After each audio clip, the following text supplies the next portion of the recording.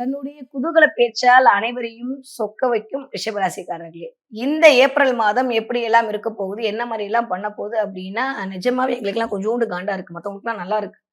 அப்படிதான் சொல்லணும். கிட்டத்தட்ட லாபத்தில் 5 கிரக சேர்க்கை. 1 இருந்தாலே வந்து நம்மள புடிக்க முடியாது லாபஸ்தானத்துல.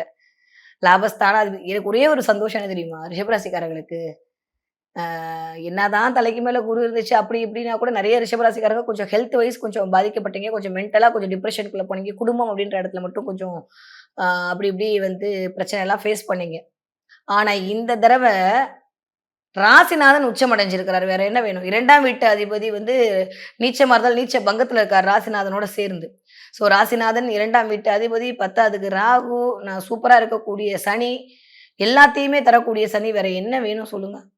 சூப்பரா இருக்குங்க. ரிஷபராசிக்காரர்களுக்கு வந்து அல்டிமேட்டான டைம் பீரியட் தான் சொல்லுவேன். லாபத்தில் வந்து கிட்டத்தட்ட 5 கிரகங்கள். 5 கிரகம். ஒரு கிரகம் இருந்தாலே நம்மள புடிக்க முடியாது. 5 கிரகம் லாபத்துல இருக்கும்போது, 11ஆம் வீட்டில் இருக்கும்போது, இந்த பக்கம் 2ஆம் வீட்டில் செவ்வாய்.